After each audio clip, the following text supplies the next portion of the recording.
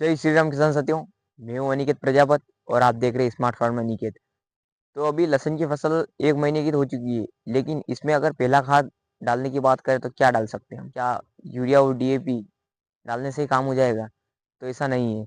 हमें यूरिया और डीएपी ये सब समय समय की बातें हैं कि हमें किस टाइम देना चाहिए, किस टाइम नहीं देना चाहिए, इनका भी महत्व है लहसुन की फसल में।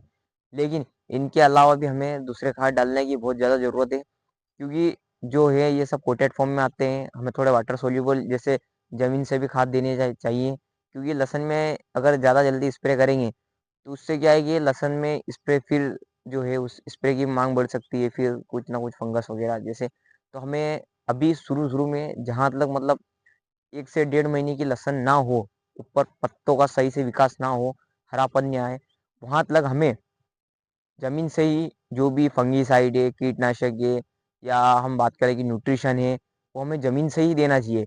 तो उससे क्या है कि हमारे लहसुन का जो विकास है वो बहुत बढ़िया होगा। और आपको भी पता है कि लहसुन में अगर ज़मीन से जो खाद देंगे उसका रिजल्ट हमें लंबे समय तक के लिए मिलता है, ना कि वाटर सोल्यूबल जो खाद होते हैं स्प्रे के वाले। तो उनमें क्या है कि थोड़े समय में ही उनका जो रिजल्ट है वो थोड़े समय के लिए मिलता है, हरापन वगैरह जो भी आता है वो थोड़े समय के लिए आता है। लेकिन जो हम ज़मीन से खाद देते हैं उनका रिज़ल्ट हमें लंबे टाइम तक मिलता है।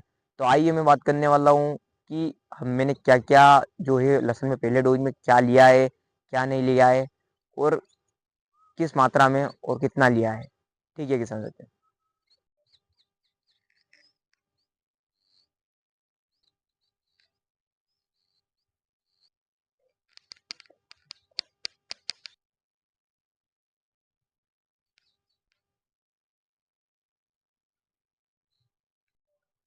तो अभी मैंने अपने खेत में से एक लहसुन का पौधा उखाड़ा है।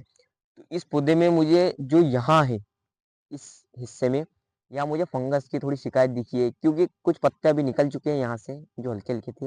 लेकिन फिर भी इसमें फंगस की शिकायत है यहाँ जड़ों वगैरह में थोड़ी बहुत।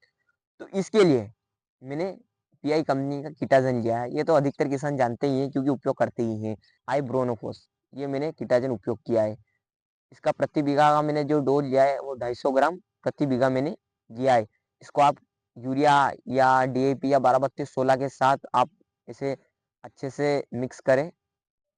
लहसुन की जड़ों के अच्छे विकास के लिए मैंने लिया है हुमिक एसिड, जो 95% है, जिसके अंदर फुलविक एसिड भी पाया जाता है। तो ये मैंने लहसुन में लिया है 250 ग्राम प्रति बीघे के हिसाब से।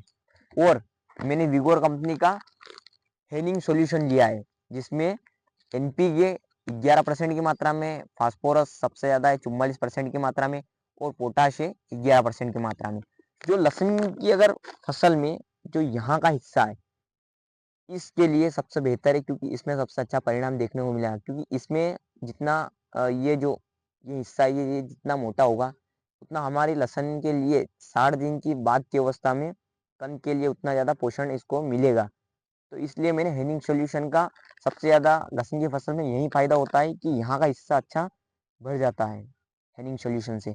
और मैंने अल्बर्ट सॉल्यूशन भी लिया है।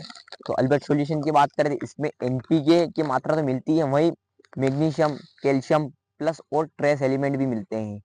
इसलिए क्योंकि इसमें सल्फर भी पाया जाता है। ये आपको बता देता हूँ मैं कि इसमें nitrogen, phosphorus, potassium, magnesium, calcium और सल्फर, इन सभी तत्वों की मात्रा होती है। मतलब एक तरफ से ये हमारे लिए एक माइक्रो न्यूट्रिएंट के बराबर ही हो गया है। क्योंकि अलग से मैं बायोविटा या कहूँ तो सागरी का उपयोग करता, उससे अच्छा तो मैंने यही ले लिया है कि ये भी ब्रांडेड कंपनी का भी है। क्योंकि विगोर एक मेड इन नेदरलैंड कंपनी है, जिसके जो अधिकतर वाटर सोल्यूबल फर्टिलाइजर बनाती है। क्योंकि जो हम जैसे लहसुन, प्याज फसलों में एक संतुलित आहार के लिए ये कंपनी हमेशा नए नए खादों हमेशा निकालती रहती है। और इसी के साथ मैंने उपयोग किया है मैग्नीशियम सल्फेट, जो मैं 2.5 किलो प्रति बीघा अपनी लहसुन की फसल में डालूंगा।